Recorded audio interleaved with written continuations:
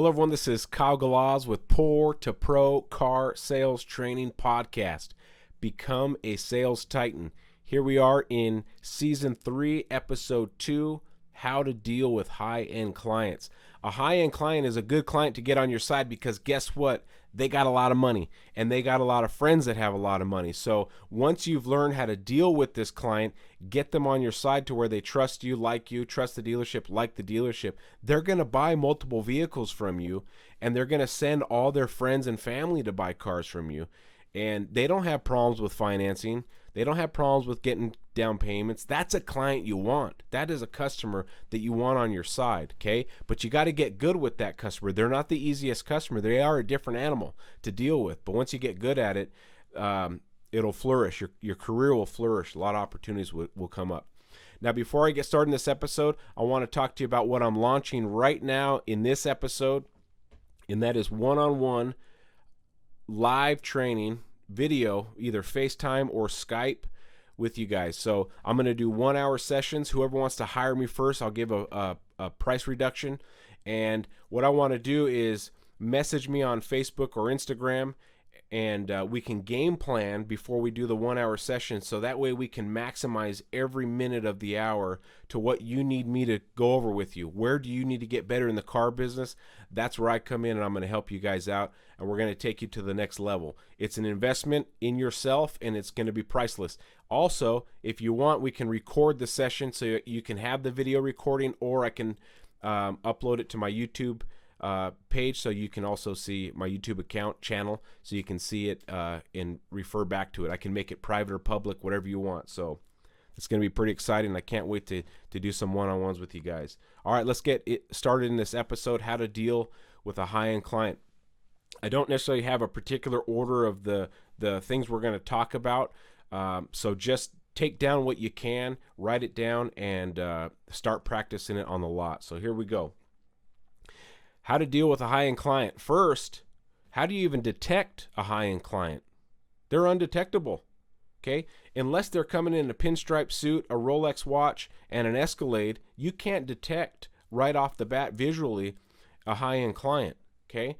Sometimes the guy that comes in the Escalade that has the fake Rolex and the pinstripe suit has no money. He's not a high-end client. High-end clients sometimes come to the lot undetectable. It's by using salesman intuition and asking questions that you can confirm that, yeah, this guy, he's a baller. He owns a big business, by asking questions of where do you work, or what do you do for a living? And by asking little questions, getting little tidbits, they're not going to tell you their whole life story because a high-end client's a little more guarded. They're protecting their money and their information. But if you ask little questions and you build a lot of rapport, they'll eventually break the ice with you and tell you what they're doing. Then you can detect, okay, I'm dealing with a different person. You still go through the steps of the sale, but they're going to be a little bit more guarded, and so you have to break it down. And the way you break it down is a little different. So let's get going. Okay, the first one, you need to be 100% accurate. You cannot guess. You have to know your stuff, because guess what? The high-end client, to get to where he's at, he had to know his stuff. To get to where he's at in his business, his company, he had to know his stuff. So when he's out doing business and he's about to write a check for $200,000 to buy a car, or even the down payment for the car, he wants to make sure he's giving that money to someone that is on his level, per se, right? A person that he can look eye to eye at, that's not a noob. He's not a newbie. He's not making stuff up the whole time. You have to be 100% accurate in your product. You have to be able to present your product with confidence and not guess, and not say, well, let me go find out. I don't know that answer, but let me go find out. Okay. Now, the high-end client will give you a few chances. You're going to get a 1 or 2 of those, man, I don't knows. But 3, 4, 5, 6, you've lost their confidence, and they're probably going to keep shopping. A high-end client wants to run into a professional that will take them through the process, that he has confidence in that person. No different than you going to a doctor and dealing with that guy, right?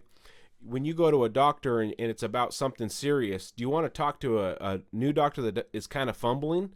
Or do you want to be like, this is hurting, and the guy goes, I know exactly what's going on. This is what we're going to do, and that's who I want to give my money to, the guy that's going to make it easy for me. It's going to save me time. And he knows exactly what he's talking about. So to deal with a high-end client, write this down. You need to be 100% accurate. They're going to give you 1 or 2 chances to fumble around and mess up, but that's it. So you got to know your stuff, okay?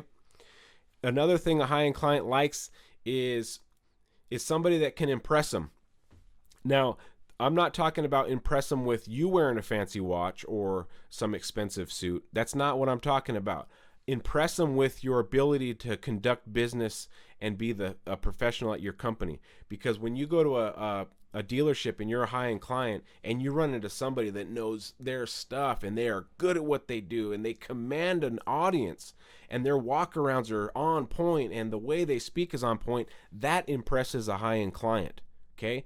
So if you think, hey, if I get a watch, a Rolex watch and a pinstripe suit and if I have this designer shoe, that's going to impress them, you're wrong. They're going to judge you and they're going to ask stuff like, well, what do you drive, right? And you're going to fumble through it, but you're not on their level, so don't pretend to be on their level. Now, if you're a billionaire car salesman, go all out. Yeah, I drive a Bugatti back here and yeah, this is a $50,000 watch. That might impress them.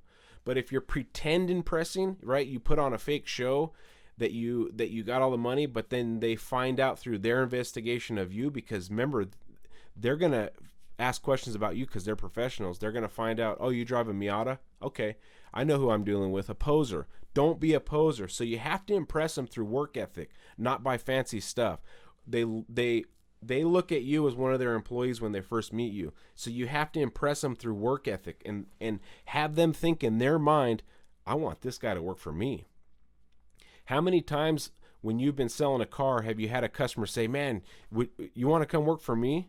Why do you think they said that? It's because you knew your stuff. You're on point. They haven't met a guy like you. You impressed them. So impress the high-end client with your work ethic and your know-how and your ability to command a room. You're not timid. You're not scared of nothing. We don't fear anybody, especially a high-end client.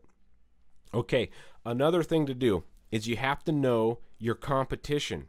Okay, there's a saying that time is money.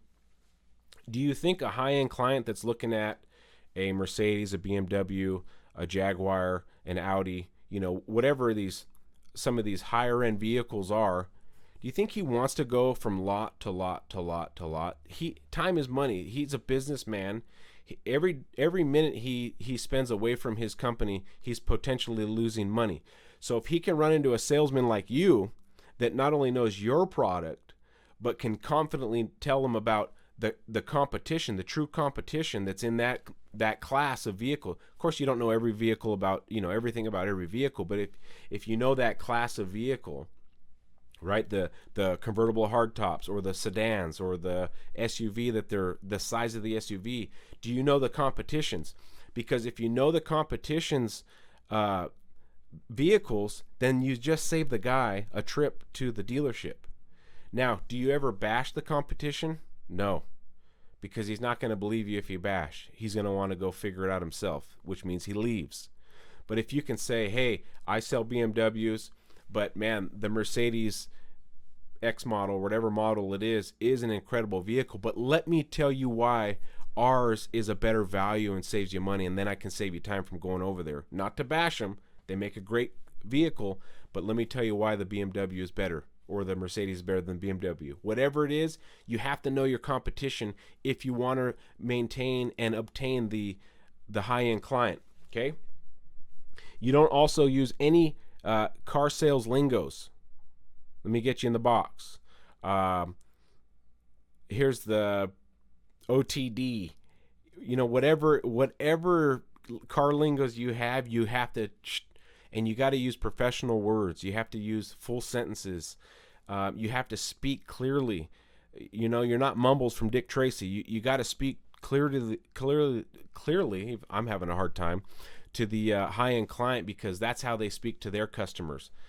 Okay, so no car lingos, no cuss words, no half cuss words, no dirty jokes. Okay, you're not gonna gain a client by doing any of that. They want to deal with a professional, so you have to do that.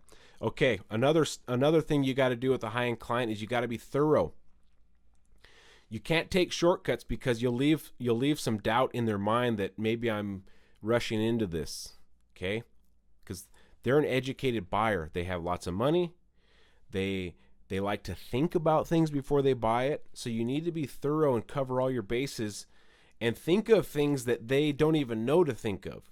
Now, you don't want to make your own obstacles in the car deal. You still want to make it smooth, so you're not going to bring up every possible scenario on the planet that the guy might ask. You still want it to flow, and you still want to have fun with your customer and go through the steps of the sale.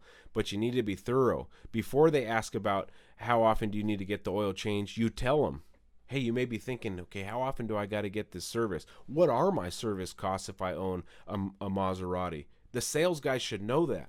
If you want to obtain a high-end client, you should know what the oil change cost is on a Maserati Gran Turismo or a BMW X5 or a Porsche. You need to know that stuff, because when you go to bring that information up and be thorough, you can tell them, yeah, so the oil change on the Alfa Romeo Quadrifoglio is up to $900, but it comes with all these different services. It's only once a year. It seems like a lot, but if you break it down, it's really not that much compared to the competition. Like we were talking about this car and this car and this car, it's actually less. So you are saving money, although it is more money than your Ford F-150 work truck. Oh, okay. Well, it's good to know that ahead of time. Absolutely. You don't want any surprises when you come see me in a year for an oil change. Okay? That's being thorough. So those little things and little insider tips about a car, like, okay, at this RPM, you're going to feel this different kind of shift. It's because it's using this kind of ZF transmission. It's an 8-speed, and you'll actually hear pops and sputters in between gears.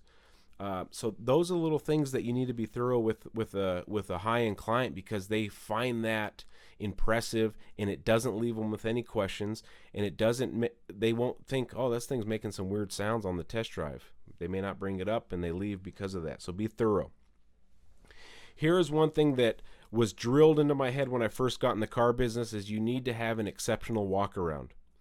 Okay, for a high-end client, you're not going to point out power windows and power door locks. Don't they already assume that that's what the car comes with? You don't want to point that out. Oh, it has cruise control. That's old school stuff, right? No one talks about cruise control anymore. Now they talk about adaptive cruise, highway assist, pedestrian detection, right? All those things. So you need to talk about those things, not cruise control. And don't just say adaptive cruise, because he's going to be like, oh yeah, that sounds cool. He doesn't know what that is. So you need to have an impeccable walk around. I call it the perfect walk around, because that's what it takes. I have been able in my career to be a part of some big walk arounds. One was with Ford on a national level, and I made it to the top 10. It was just a video. If I was able to do it in person, I'm confident I would have won it, but I got top 10, and they sent me some cool stuff. And then our dealership also had walk-around competitions, and I went undefeated, because early in my career I was told that that's a very important part. When you do a perfect walk-around for these high-end clients, you need to point out stuff that they can't Google. I've talked about that in other episodes. They want to know the intricacies of what they're buying. They ask weird questions, right? They ask weird questions. The high-end client asks insane questions, and you have to be able to point those things out before they ask them, so that way they're like, man, this guy knows his stuff. Okay? So you need to have the perfect walk-around, which we could do a whole episode on the perfect walk-around one day. Maybe we could do that in your one-on-one live training when you hire me. The best. You're going to be the best. Okay, now the next one after the perfect walk-around is the perfect or the very best demo drive, test drive. Where are you taking your high-end clients? Are you taking them downtown in front of the big glass windows on these particular buildings so they can look at themselves in the glass in their brand new BMW? Or are you just going, let's go around the block, see what you think? You gotta, with a high-end client, be very thorough even on a test drive. So I had a specific route I would take on when I was showing Maseratis or Alfa Romeos on the floor. Maybe not a truck or something, but very freeway centric, and then a windy road, and then a lake drive, and then downtown, and then back to the dealership. Yeah, it was extra time, but They got a feel for everything, especially the windy road at high speeds. They love that test drive. And then on the way back, after they love the way it drove, they can look out the window and look at these glass. I'd point out buildings like, oh, you ever been to that coffee shop? And they look over, and that was the coffee shop with the giant glass window, so they could see themselves in this car, and they're visualizing it, and they're drooling at the mouth to buy it now because you've done everything right. Okay? But they're not going to show that emotion. But if you've done everything perfect, assume that that emotion's there, but they're not going to show it. They don't show it until you're at their house sharing a beer with them at a barbecue. Even when you're talking numbers, even when you get to the numbers they like, they don't show emotion. Okay? They're very guarded people. If you had $10 million cash in your bank account, wouldn't you be very, very guarded because everyone's looking at you? You're trying to protect your money. That's how these people think. So don't be offended if they're not happy, joy, like a normal customer after a test drive. Okay? If they're following you through the process, they like what they're getting from you. They would have already left. If they like the test drive, then they would go into the showroom with you to work numbers. They will never step into the showroom unless they like the numbers. They're not the kind of people that you can say, well, if the numbers are right, would you take it? Okay? They're more worried about the product they're buying and who they're buying it from than the actual numbers. They can afford anything they want. All right. Another thing that you got to do is congratulate them on their successes. People that have lots of money, there was a certain point of their career where people stopped saying congratulations. Okay? When the lot guy that washes cars gets promoted to service advisor, everyone says congratulations, right? And he feels happy and joyful. And then when the service advisor gets promoted to the service manager, everyone, oh, great job, man, great job. You earned it. Okay? Well, once you get to a certain level, people start hating because now you're making way too much money in their eyes. And so they stop saying congratulations and I'm so proud of you. So when you find out these high-end clients have a successful business, tell them, congratulations, man. You'll have to tell me how you did it. All I know right now is sweat equity, working hard, and trying to meet people like you to better myself. How did you do it? And congratulate them, because inside you're going to spark something that they felt a long time ago, because people nowadays aren't telling them nothing. They're intimidated by the guy, okay? You're not intimidated by anybody. We fear nobody. It's okay to tell that guy congratulations. Excellent, man. I can't believe your business is blowing up like that. Wow. Awesome. You're going to spark that little thing. No one tells them. And you're going to bring them back like that movie Ratatouille. I'm getting off subject. But if you've ever watched that Ratatouille movie, the food critic, I have kids, you can tell. The food critic's in there, and the little mouse makes him ratatouille, and it brings the food critic that's impossible to please back to his childhood when mama was poor and made him the little ratatouille soup. Okay, same thing again, they're not going to show a lot of emotions when you say congratulations and wow, how'd you do it? But make sure you say great job in your career, and I'm trying to get to your level. You got to let them feel a little bit more successful than you, and that's okay. Okay. Another thing to do or to not to do with high-end clients is never use detectable sales pressure. Okay? You have to use third-party influences when it comes to pressure. Because if you just say, well, what would it take to sign today? It doesn't normally work, especially when you got a guy that has $300 million. When I sold the first convertible Maserati to a $300 million, I mean, the guy's just loaded, right? No names, not gonna say nothing, but the guy could write a check for 50 of these things and still not bat an eye. Why did he not ask for any money off, right? It's because we did everything right, and I used undetectable pressure. And the way you do undetectable pressure is by third party. Like, man, the last guy that wanted this car had to wait like 6 months for us to get it in, and we got ours right here. Okay, you're not saying you better buy this because it's going to be gone or it was hard to get. You're using some different influences to apply a little bit of pressure. The last time I was trying to sell a car like this, 2 people wanted it on the same day. Well, that guy doesn't want to lose all the time he spent with you, and now he loves the car. They want to strike on it. Once the guy says yes, I mean, you're good. He can pay for it. Okay? So don't use normal pressure tactics. It's not going to work. Okay? 84 months, and what if I get your payment under 400? Doesn't work with them. If it's a true high-end client, doesn't work with them. Okay, going over numbers. When you have a high-end client and you're about to go over numbers, you have to do it with confidence. And you have to 100% believe in the pencil, the structure. You can't show a chink in your armor. Okay? When you come out with your sales manager's pencil and the payment is $3,500 or $1,800, yeah, that's out of our comfort zone to pay, but it's chump change to this guy. So you need to come out there with that mentality, like, yeah, we got you approved, the rate's incredible, and here's your payment. Simple interest, pay it off as fast as you want, or if you want to throw more money down, done. Just let me know how much. Okay, but you got to go out there with confidence. You can't go out there and be like, okay, so wow, okay, here's the numbers, and show any chink in your armor. You got to be confident, because if you show confidence and you've done everything right to that point, he may not ask for a discount because he knows you've earned it. And the way you're coming out with the numbers is like he might be a little timid to ask for a discount, right? It's reciprocity. You've done everything right to build value that passed the car. My favorite one. If the car costs $100,000, but you did $140,000 worth of value building, he's going to sign right away. If the car's $100,000 and you've done $80,000 worth of work ethic and walkarounds, guess what he wants? He wants a discount because he doesn't see the value in it.